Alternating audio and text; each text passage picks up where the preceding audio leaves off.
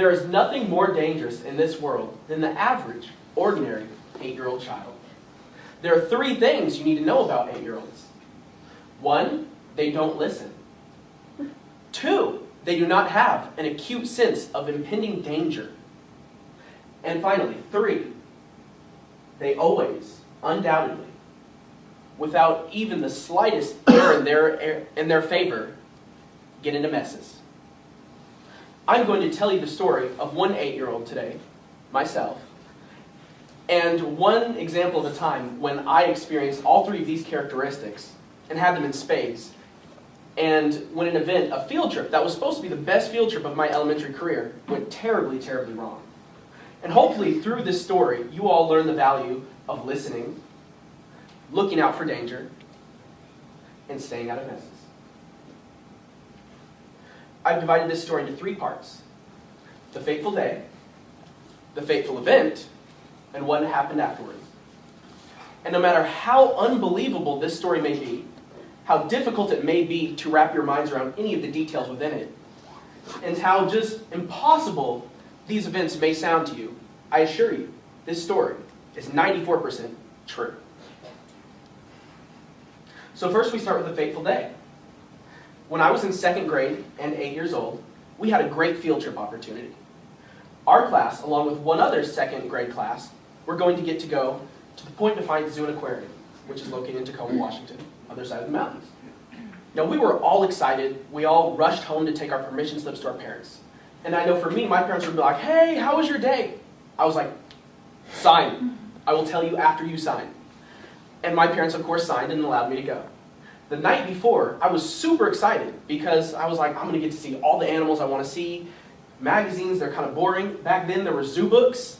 Those pictures are nothing like the real thing. So I wanted to go to the zoo.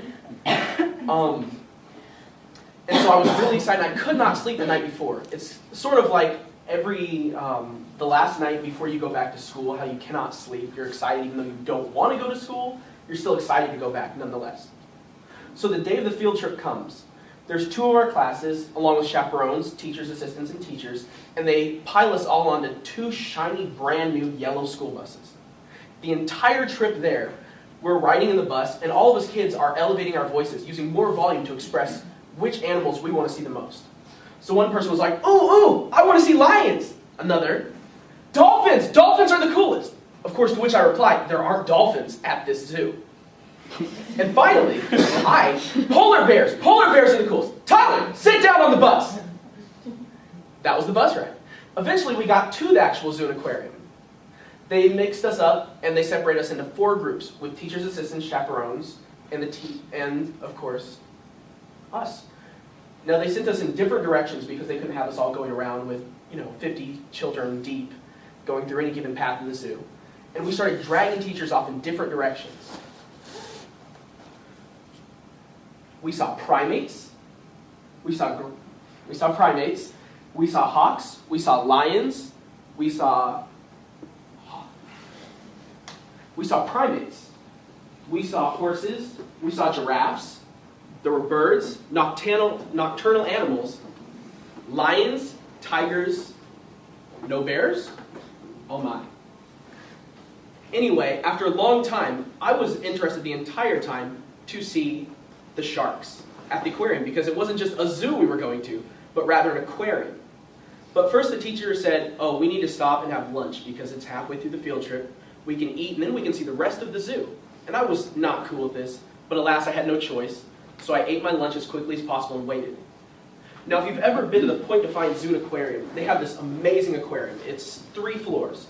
Now, on the bottom 2 floors, you can see this huge cylindrical shark tank in which you can walk all the way around and see all these sharks from different layers within the water.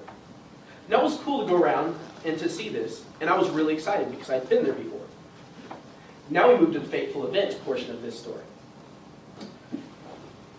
I was ready to go from the moment they said, "Okay, put your lunches away, it's time to go see the sharks, see the fish." I remember seeing all these sharks around on the walls, thinking, "This is really cool, but I want to go up to the top floor to the observation deck, where we could peer out and look over, seeing all the sharks swim around." Because it was cool to see them from the side, but I wanted to get a different view. So as we go through through this area with all these people in it, and it is after lunch. It's too crowded. It's utterly too crowded. All of us kids are squeezing past grown-ups, like 8-year-olds will, and I remember thinking, if I just get a little bit closer, I might be able to see those sharks in there.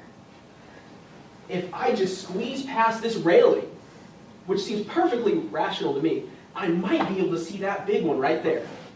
Maybe if I climb up a little bit, I can see that shark. Tyler, get away from that ledge! The teacher's assistant shouts out at me, and all of a sudden, I break 2 of those rules or characteristics that 8-year-olds are so known for. All of a sudden, I am listening, and I do all of a sudden have an acute sense of impending danger. So I listen, and I turn around, splash, and I fall in. Ice cold water. I'm freaking out. I have a backpack on because kids generally bring backpacks on field trips. I'm trying to claw my way up, grasping for anything to pull myself out of this water. Something just brushed my leg. I'm freaking out by now. A hand grabs me and pulls me out. So now I'm soaked and wet. It was not so fun to see these sharks. Despite the fact that the story sounds like it would be resolving, it's not over, because for the other 45, 46 kids and adults, they're not all wet. So now we move to the portion called What Happened Afterwards. So at this point, I'm soaking wet. I'm being given a dirty look by every grown-up in our group, and every kid thinks I'm crazy. And there's still 2.5 hours left to this field trip. So what happens? I have to walk around in my full soaking wet clothing for the next 2.5 hours. And another thing I haven't mentioned about 8-year-olds yet is 8-year-olds, for the most part, don't really get embarrassed about the things they do, 9 times out of 10. But I found that I did, because every step I took, squelching, soaking wet, dripping, I was very ashamed with the behavior I had, exhibited, and with the fact that I was the kid who had fallen in the shark tank on the field trip. So eventually the teacher's assistant takes me back to my teacher, and she asks, what happened to him? She goes, he fell in the shark tank because he was climbing around on the barrier. My teacher somehow is not surprised at all. But she had been a second grade teacher for 8-year-olds for quite some time and knew exactly what they were capable of. So eventually we get back on the bus and we go back to our school. Now this is the only light part of the story. I was fortunate enough that my mother always knew that 8-year-olds don't listen, do not have an acute sense of impending danger, and that they always get into messes. And so in the first week of second grade, like all grades up through elementary, she always sent me to school with a spare change of clothing. So I was pretty lucky. I had my old T-ball shirt from 2-3 years back. I had some jeans I hadn't seen in a while. But unfortunately for me, I did not have dry shoes, socks, or underwear. So this day still was terrible, all in all. Now, near the beginning of the story, I warned you all that, again, 8-year-olds don't listen, they don't see the danger around them, and that they are going to get into messes. I also wanted to point these points out because it's important to always know these so you can stay safe around 8-year-olds, and also so you can help them stay safe, because they don't look after themselves. Hopefully, if any of you decide to have children someday, you will always remember, for God's sakes, send them to class with a spare change of clothing. Thank you.